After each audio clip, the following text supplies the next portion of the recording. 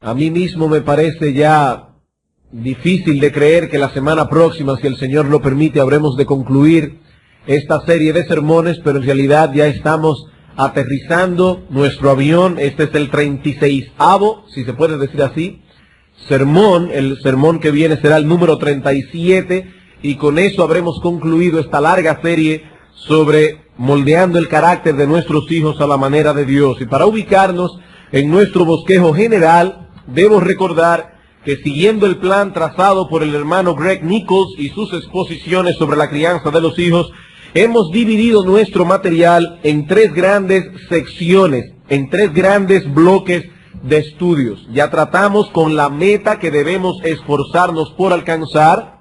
Tratamos también con el método que debemos emplear para alcanzar dicha meta.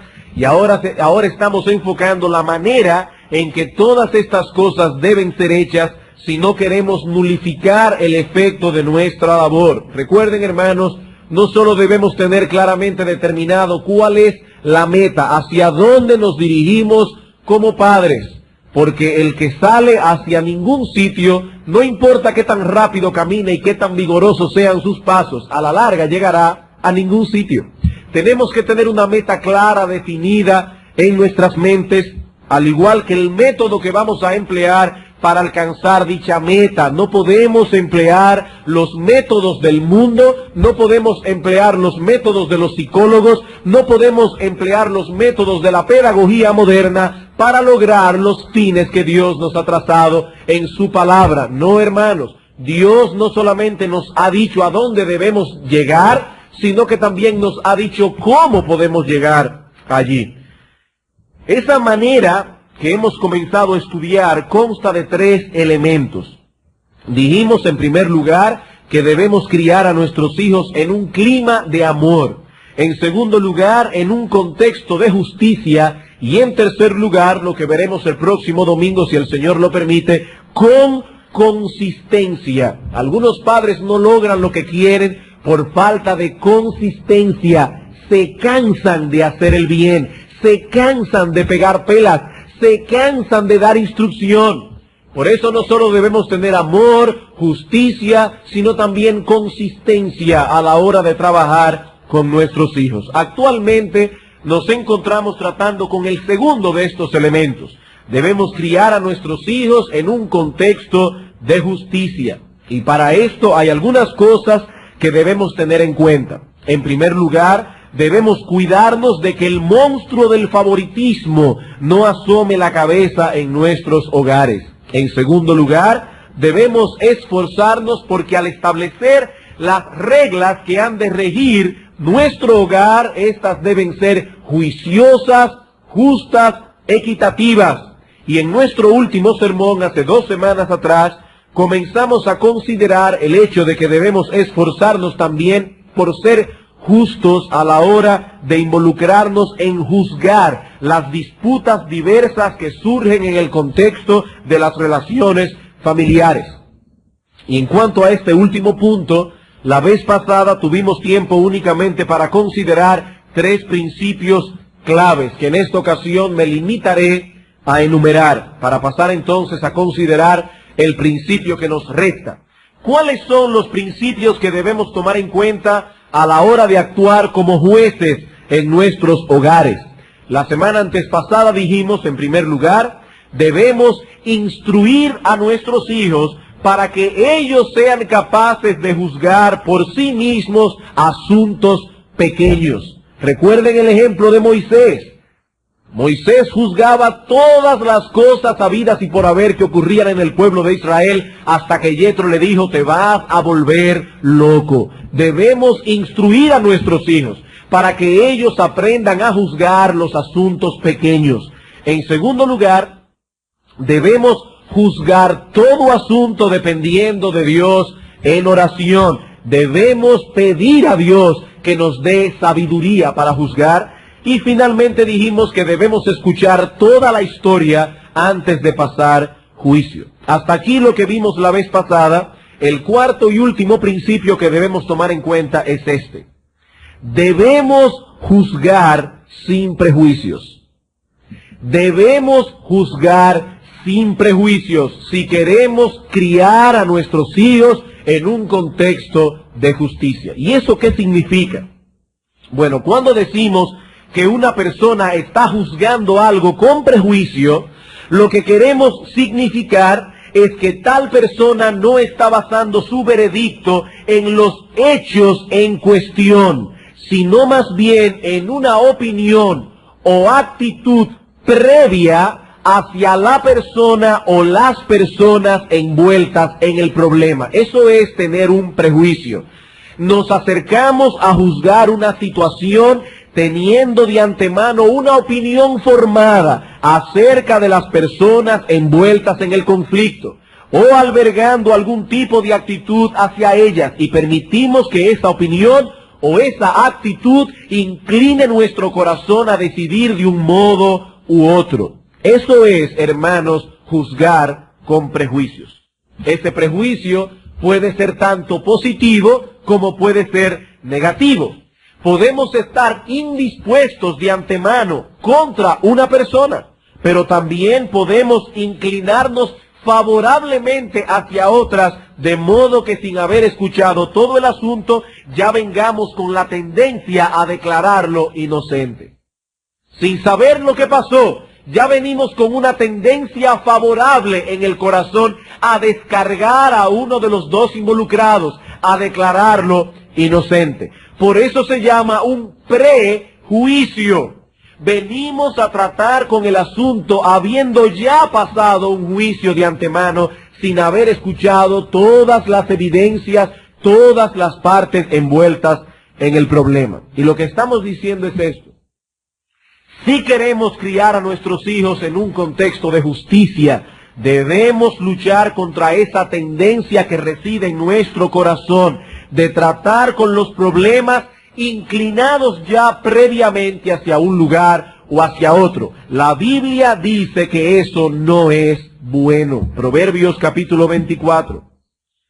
Proverbios capítulo 24, versículo 23.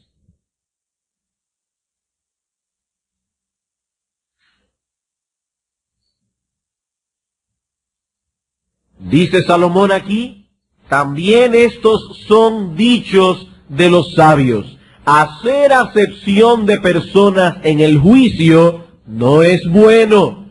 ¿Qué es hacer acepción de personas? Venir a hacer un juicio con un corazón inclinado favorablemente hacia alguien, con la tendencia a declararlo inocente, con la tendencia a descargarlo sin haber escuchado todas las partes envueltas, sin haber escuchado todo el asunto. Dice el proverbista, eso no es bueno. Pero no solo no es bueno, sino que podemos añadir que eso tampoco es piadoso. ¿Y por qué decimos que eso no es piadoso? Porque cuando tratamos a nuestros hijos con prejuicios y por lo tanto con parcialidad, no estamos reflejando el carácter santo de Dios. ¿Y qué es la piedad? La piedad no es otra cosa que un reflejo del carácter santo de nuestro Dios. Y nuestro Dios, cuando juzga, no lo hace con prejuicios. Romanos capítulo 2. Romanos capítulo 2, versículo 6.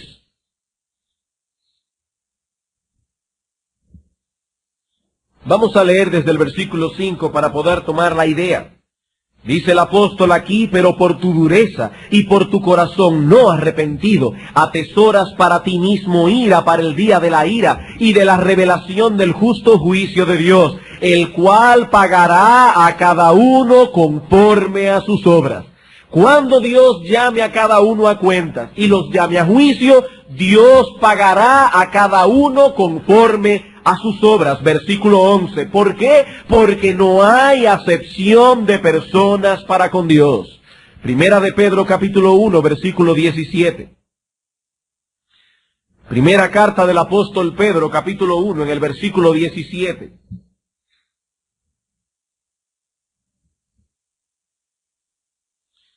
Dice el apóstol, y si invocáis por Padre a aquel que sin acepción de personas juzga según la obra de cada uno. Noten, hermanos, nuestro Dios es objetivo. Él juzgará a cada uno conforme a sus obras. Dice aquí que Dios, sin acepción de personas, juzga según la obra de cada uno. Por tanto, conducíos en temor todo el tiempo de vuestra peregrinación.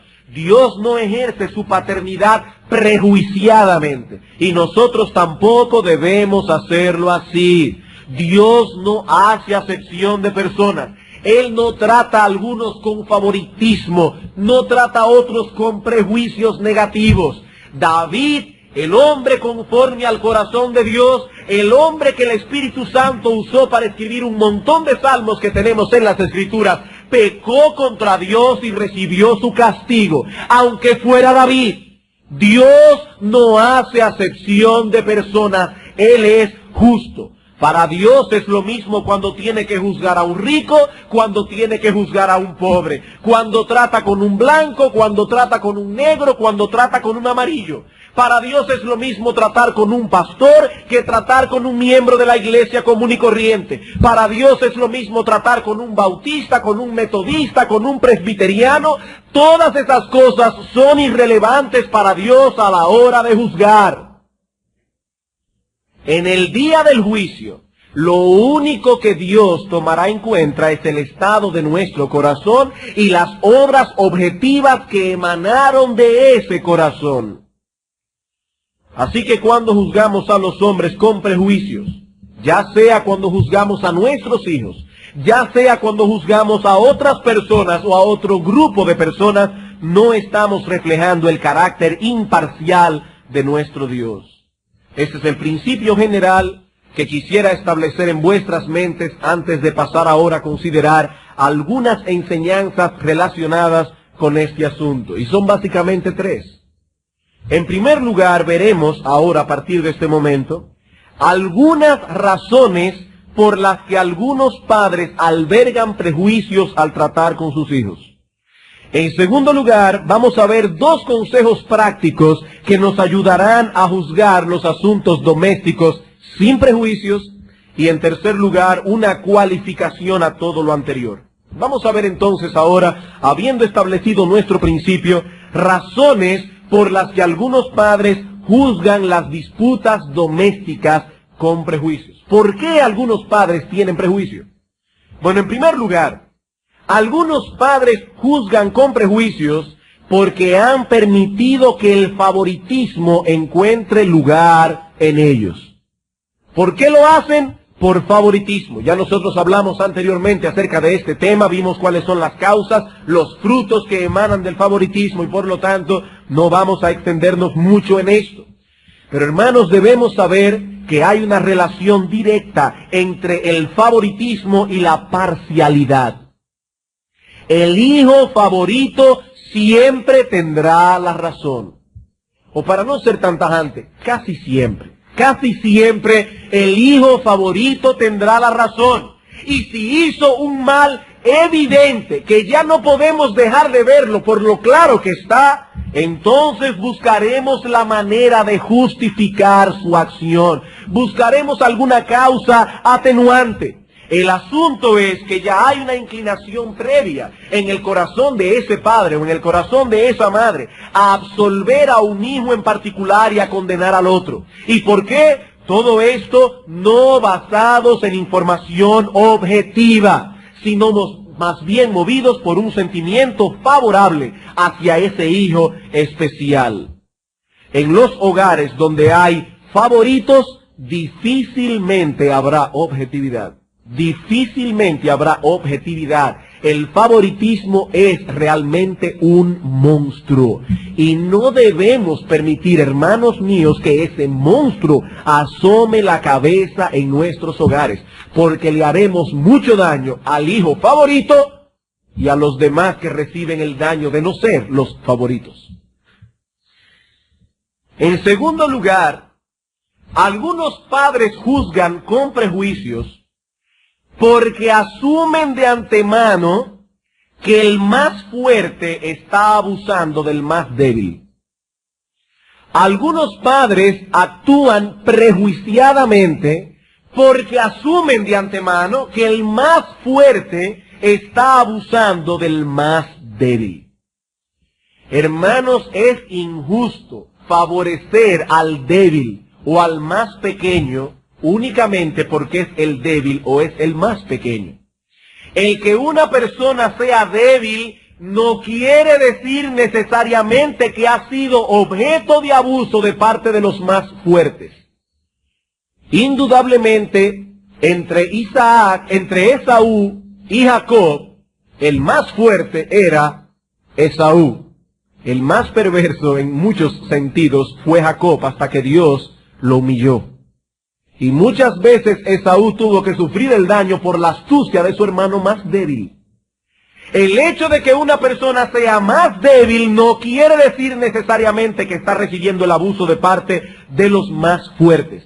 Y muchas veces nosotros, sin quererlo, alimentamos el pensamiento en los más pequeños de que por el hecho de ser pequeños tienen ciertas ventajas sobre los mayores. Por ejemplo, un niño de 2 años se encuentra jugando en la habitación contigua a la nuestra con su hermanito de 5. Y repentinamente el niño pequeño comienza a llorar, pero a llorar y a pegar unos gritos como si lo estuviesen sacrificando, como si lo estuviesen partiendo en pedacitos. La madre escucha el grito, escucha el llanto despavorido, acude rápidamente al lugar del crimen y le pregunta al hermanito mayor, ¿qué le hiciste al niño? Ella no sabe lo que ha pasado. Ella no ha averiguado nada, ella simplemente está asumiendo que algo tuvo que haber pasado entre los dos y que el mayor está abusando del más pequeño. Esa reacción de la madre está enviando un mensaje al niño de 2 años. Le está diciendo que por ser pequeño y por gritar a todo pulmón, la madre tiene que defenderlo. Esa madre no sabe lo que ha sucedido. Esa madre está actuando con prejuicios. Ella está asumiendo una cosa de antemano sin tener toda la información delante de sí. Eso es, hermanos, juzgar con prejuicios. Otros padres, en tercer lugar, tienden a juzgar con prejuicios, y esto reconozco que es una parte bien delicada, cuando tienen que envolverse en conflictos que involucran a otros niños aparte de los nuestros. Otros niños. En este caso, el problema radica en pensar de antemano, lo cual es un prejuicio, que nuestros hijos son inocentes y que han sido víctimas de un abuso de parte de otros. Perdón. Noten aquí que el asunto ya no es que el favorito es el que tiene la razón, o que el más débil es el que tiene la razón. El asunto aquí es que nuestros hijos tienen la razón, nuestros hijos. Ese es otro tipo de favoritismo. Hay una tendencia a creerle a nuestros hijos cuando vienen contándonos quejas de otros. El niño tal me pegó, el niño tal me quitó un juguete, o aún quejas de adultos. Quejas de adultos. Fulano de tal me maltrató.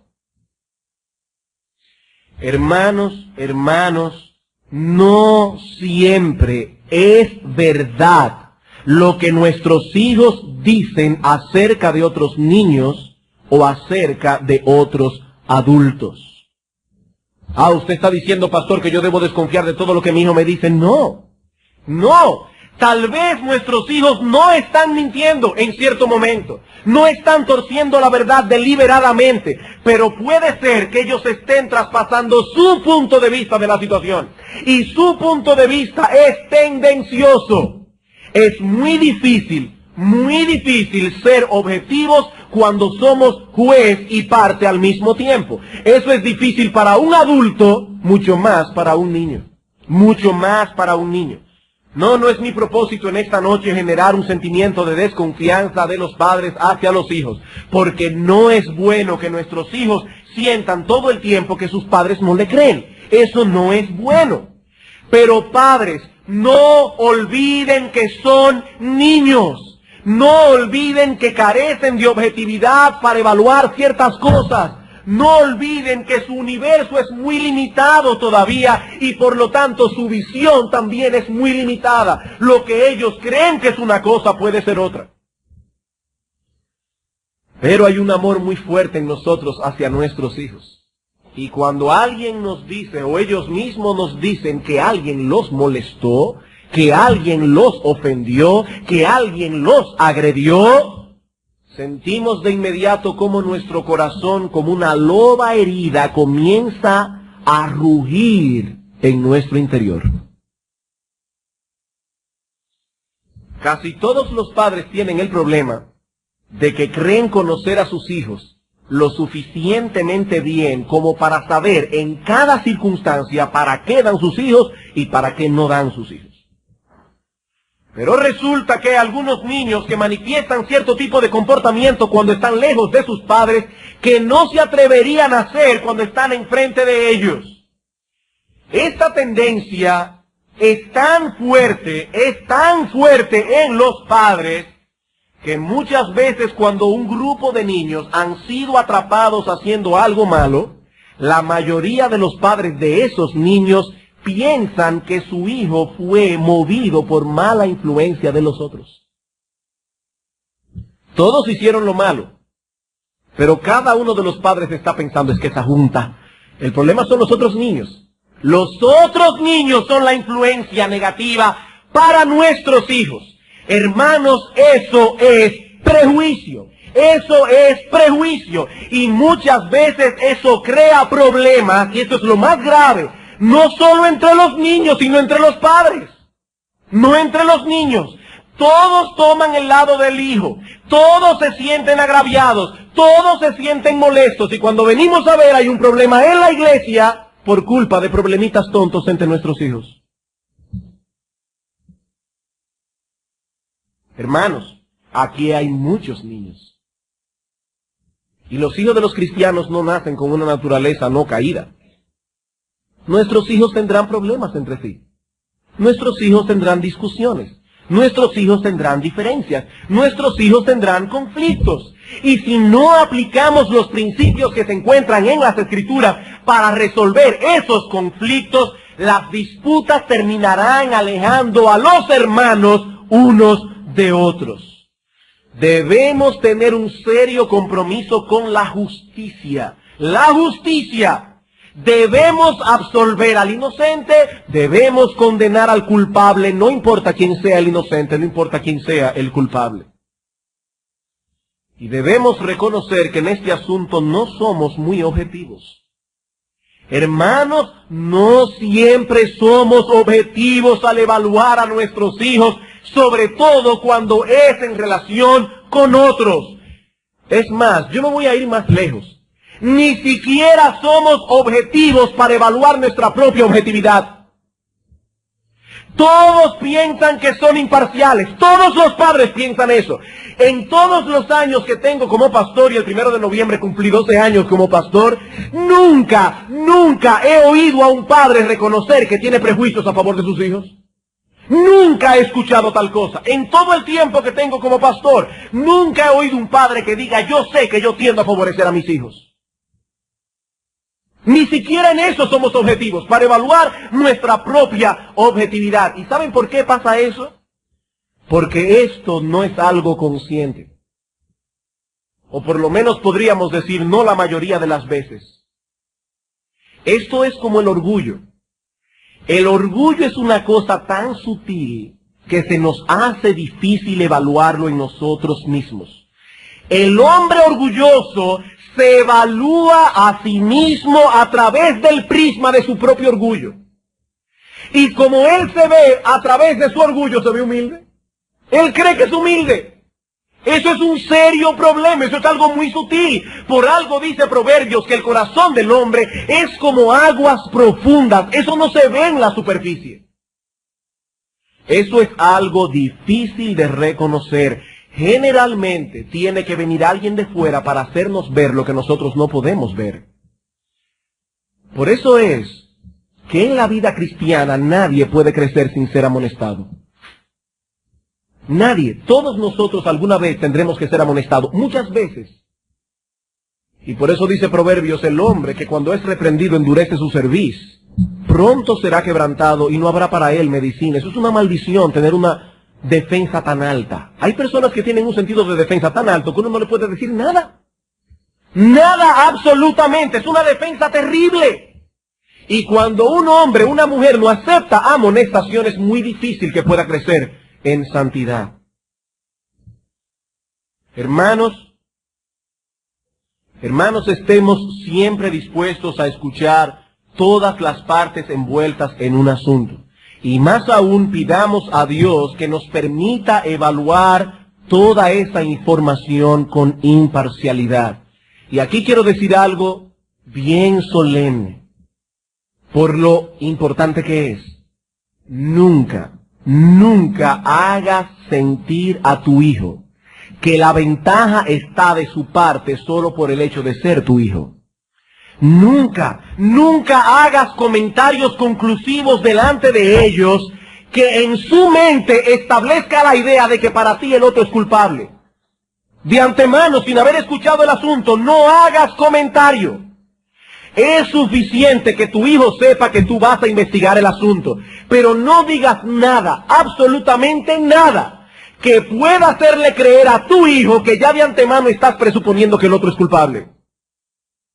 Porque eso es lo que alimenta en el corazón de nuestros hijos la idea de que nadie se puede meter con ellos porque papi o mami los va a defender, no importa lo que ellos hagan. Esa es la única manera en que podremos manifestar el carácter de Dios en nuestras vidas. Y no solo eso, hermanos, esa es la única manera en que podremos mantener la armonía, en que podremos mantener la unidad dentro de las familias que componen nuestra congregación.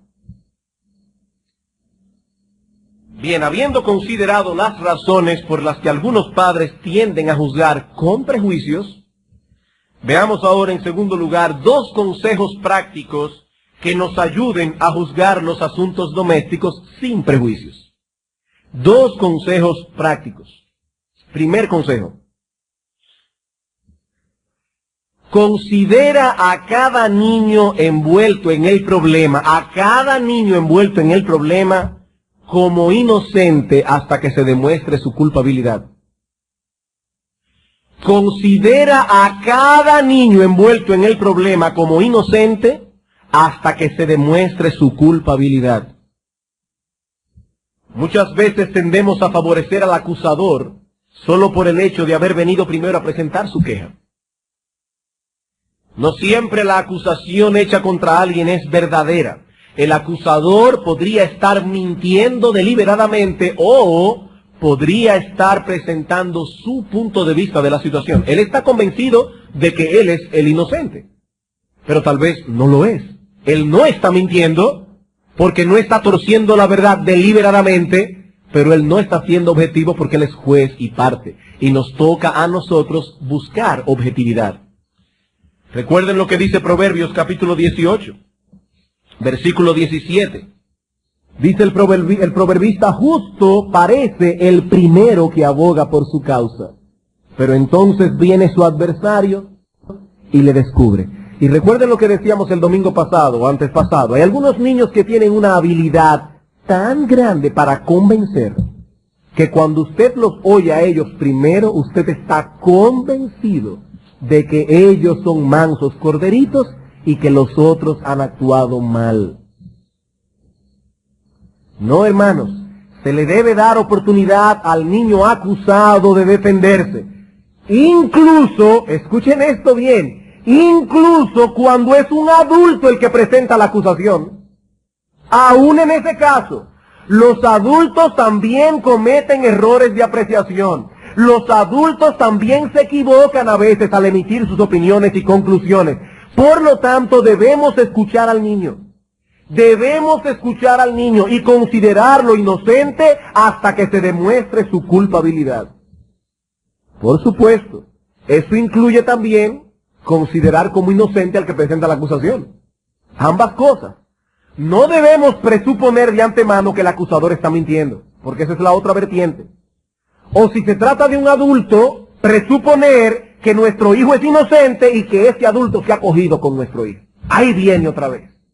Se ha cogido con el muchacho. Ya de antemano yo no escucho, ya yo sé que el acusador es culpable, que mi hijo es inocente. No. Debemos escuchar con atención al acusador y al acusado. A ambos. Ahora bien, debido a la tendencia malsana y pecaminosa que tienen los niños, muchos niños, no vamos a decir todos, pero muchos niños, a presentar falsas acusaciones y a apresurarse en sus juicios, debemos enseñar a nuestros hijos la seriedad de presentar falsas acusaciones contra otros. En la ley mosaica se contemplaba este problema. Si una persona acusaba a otra falsamente, se le aplicaba a él el mismo castigo que se hubiese aplicado sobre el acusado si hubiese sido hallado culpable. El mismo castigo. Deuteronomio capítulo 19.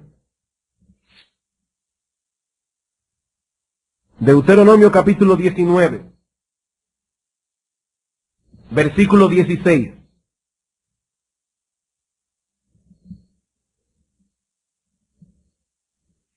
Cuando se levantare testigo falso contra alguno para testificar contra él, entonces los dos litigantes se presentarán delante de Jehová y delante de los sacerdotes y de los jueces que hubieren aquellos días.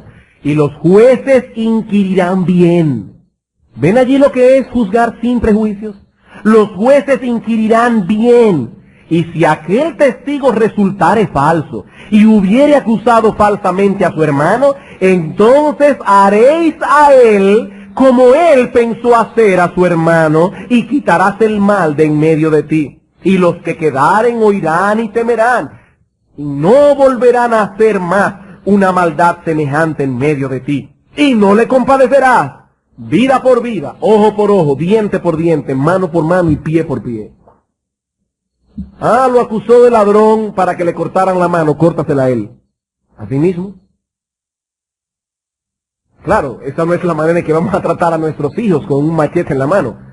De hecho, las acusaciones de nuestros hijos nunca tienden a ser tan graves. Pero la idea es que la pena que se iba a llevar el otro niño si hubiese sido hallado culpable, ese mismo castigo debemos darle al falso acusador. Sabemos, hermanos, que ya no estamos bajo la ley. Pero aquí tenemos un principio de equidad que es saludable aplicar en caso de que un niño acuse falsamente a otro procurando su mal. De ese modo estamos impactando la mente de nuestros hijos, del que hizo el mal y de los otros. Fíjense que dice aquí, los otros oirán y temerán. Estamos impactando la mente de nuestros hijos con respecto a la seriedad que envuelve una acusación falsa. Así que en primer lugar, considera a cada niño envuelto en el problema como inocente hasta que se demuestre su culpabilidad. Ahora veamos la segunda cara de la moneda. Segundo consejo práctico. No sigas considerando al niño como inocente cuando ya se ha demostrado que es culpable. Cuando las pruebas objetivas lo señalan después de haber inquirido bien. ¿Cuál es la diferencia con el punto pasado? En el punto pasado advertíamos contra la tendencia a ponernos del lado del acusador. Aquí estamos advirtiendo contra la tendencia de ponernos del lado del acusado, cuando evidentemente es culpable. Hay padres que se tragan con facilidad cualquier historia triste que el niño le haga. En cosas que son eminentemente objetivas, es evidente, es obvio que el niño ha hecho mal. Y ya hay pruebas objetivas que señalan al niño.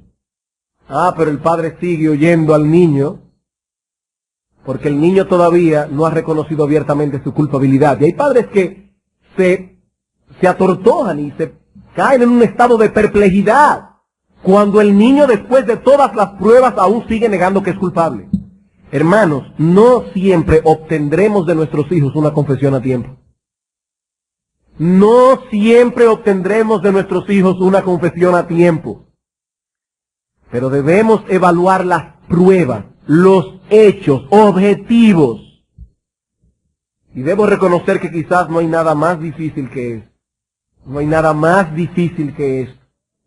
No queremos ser ligeros al emitir un veredicto. Tenemos el temor de condenar al inocente o de absolver al culpable. Y lo cierto es que no somos infalibles. Pero ahí están los hechos. Evalúa los hechos lo más objetivamente posible. Bien, habiendo visto entonces por qué algunos padres juzgan con prejuicios y dos consejos prácticos para juzgar sin prejuicios, veamos ahora una cualificación a todo lo que se ha dicho antes. Ya hemos dicho que no debemos tener prejuicios, pero escuchen ahora esto.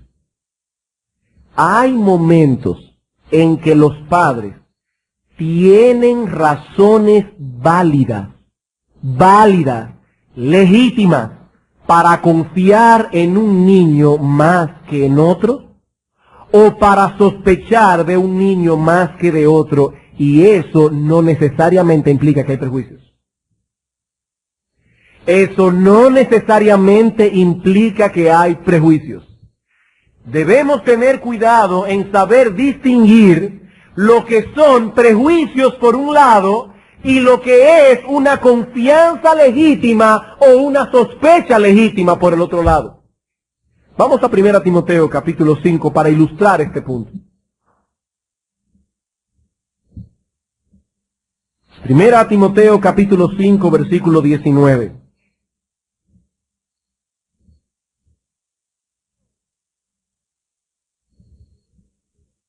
Hablando aquí de los pastores, dice la Escritura, contra un anciano, y este en el contexto del ministerio pastoral, lo pueden ver, leer el versículo 17 en adelante, contra un anciano no admitas acusación, sino con 2 o 3 testigos.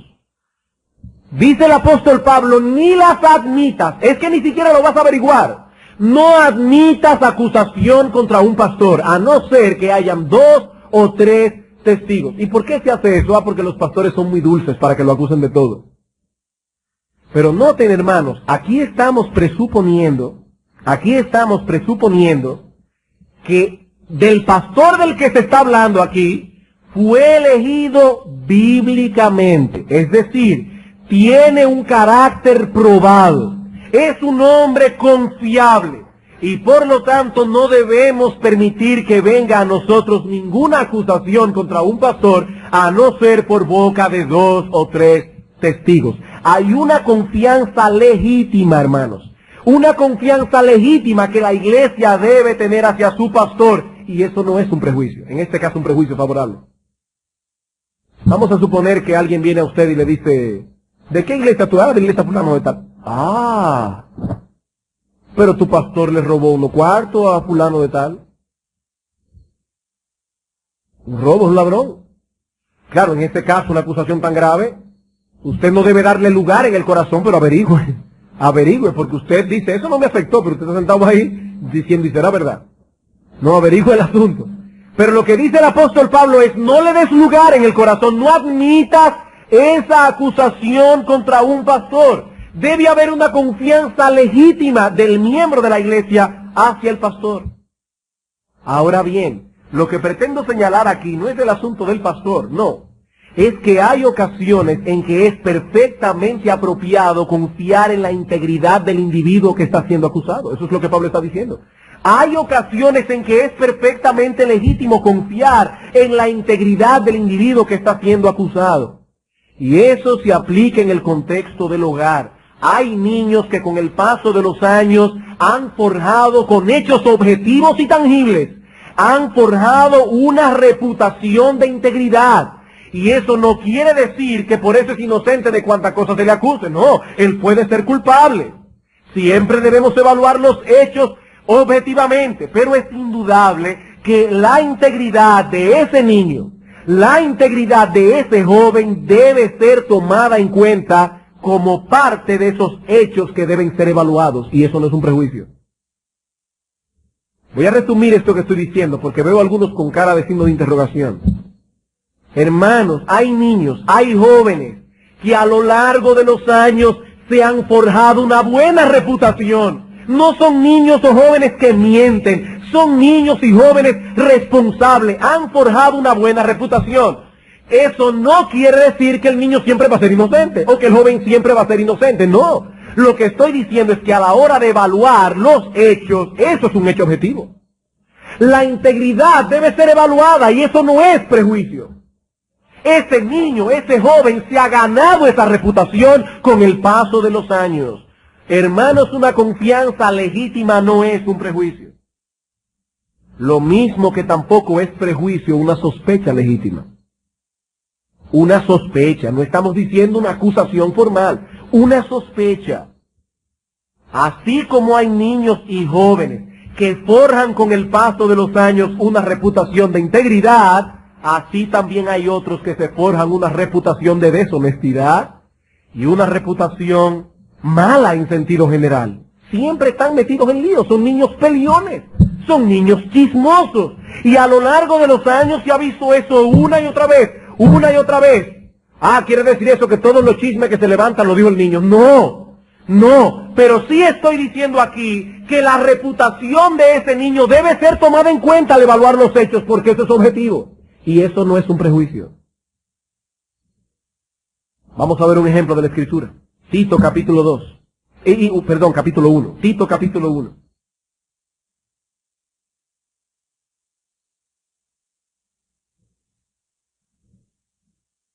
Hermanos, esta cualificación es importante para que no se cree en el corazón de muchos padres un problema de conciencia innecesario.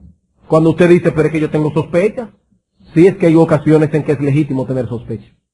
Hay ocasiones en que es muy legítimo tener sospechas. Dice Tito capítulo 1, versículo 12, hablando de los cretenses, uno de ellos, su propio profeta, dijo, los cretenses siempre mentirosos, malas bestias, glotones ociosos. Y ahora oiga lo que dice Pablo. Este testimonio es verdadero. Por tanto, repréndelos duramente para que sean sanos en la fe. Pablo está diciendo, Tito, hasta uno de los cretenses, su propio profeta, habló de ellos diciendo que eran unos mentirosos, que eran dados a la glotonería, que eran dados a la ociosidad. Y sabes una cosa, Tito, el testimonio es verdadero. ¿Significa eso que todos y cada uno de los cretenses era un glotón, un mentiroso, un vago? No. Pero Pablo dice aquí que en sentido general, y él estaba inspirado por el Espíritu Santo, ese testimonio es verdadero. Y él está diciendo, Tito, a la hora de tratar con esta gente, debes saber esto, que en un sentido general ellos tienen la tendencia a caer en tales vicios. Tito, esa reputación corresponde a hechos objetivos y verdaderos.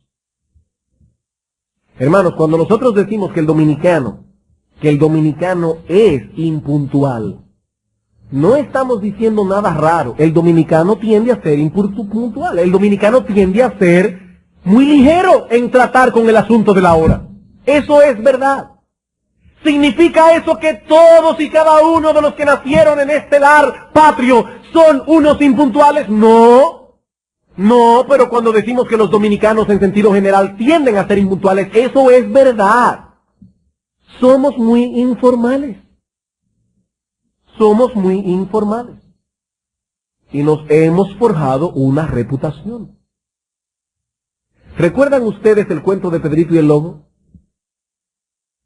¿Qué pasó con Pedrito? Que a cada rato decía, ¡el lobo! ¡el lobo! Y cuando acudían todos los granjeros con un rifle, el niño muerto de la risa porque no había ningún lobo. ¿Qué pasó a la quinta, a la sexta, a la séptima vez? Que cuando el niño comenzó, ¡el lobo! Y era verdad que había un lobo. La gente dijo, no le hagan caso. Este niño es un hablador, ese niño es un mentiroso. ¿Qué le pasó a Pedrito? Pedrito se ganó con su conducta una reputación objetiva de mentiroso. Y a la hora de la verdad nadie le creyó y recibió el daño. Ahora, ¿se imaginan ustedes a Pedrito recriminando a los granjeros por no haber acudido a tiempo a salvarlo? ¿Tenía él derecho a acusarlos de ser unos prejuiciados? Me están tratando con prejuicio. Siempre creen que yo miento. Es que tú mientes mucho y esa reputación te la has ganado tú. No tienes derecho a recriminar a nadie. Eres culpable de generar sospechas. Niños, escúchenme bien. Jóvenes, escúchenme bien. Generen una buena reputación. generen una buena reputación, porque a la hora de la verdad eso será tomado en cuenta. Si eres un niño chismoso, eres un niño que constantemente tiene problemas con todo el mundo, eres un niño que te busca crear conflictos, eres un niño que siempre estás metido en un lío, te vas a crear una reputación y va a ser una reputación objetiva. Eso no quiere decir que el niño lioso es el que siempre arma el lío, tal vez inocente, pero se ganó una reputación. Se ganó una reputación como los cretenses se ganaron su reputación. Y Pablo no le dijo a Tito, quítate esos prejuicios. Le dijo, no, Tito, tómalo en cuenta, que esta reputación es verdadera. Y a la hora de involucrarnos en un problema, eso es objetivo. Y eso debe ser evaluado. Eso es parte de lo que debe ser evaluado. Hermanos, hay lugar para la confianza legítima. Hay lugar para sospechas legítimas. Pero de todos modos debemos evaluar los hechos. Eso no quiere decir que porque el niño siempre es inocente, ahora es inocente. No, debemos evaluar los hechos. Y sabemos que no es fácil lidiar con estas cosas. Pero no olviden, hermanos, Dios ha prometido dar sabiduría a aquellos que la pidan. Y esta semana, trabajando con este material, eso fue lo último que me vino a la mente, lo último que se me quedó en mi mente. Necesitamos sabiduría. Necesitamos mucha sabiduría para tratar con nuestros hijos. Hermanos, ¿cuántas veces nos hemos encontrado tratando con problemas en el hogar y definitivamente no sabemos qué hacer? Y dos niños acusándose mutuamente y no sabemos qué hacer. No sabemos qué hacer. Hermanos, ¿cuánta sabiduría necesitamos para trabajar con nuestros hijos? Hay muchas cosas que se han dicho en esta serie de sermones. Muchos sermones, demasiado material. Comenzamos en enero del 92. Me imagino que hay muchísimas cosas que se habrán olvidado. Pero no olvides esto. Necesitas sabiduría. Para levantar a tus hijos en el temor de Dios, necesitas sabiduría. Y esa sabiduría no se obtiene sin hacer nada. Esa sabiduría se obtiene pidiéndola a Dios en oración, escudriñando las Escrituras, y pidiendo consejo. Esos son los medios que Dios ha provisto al hombre para obtener sabiduría.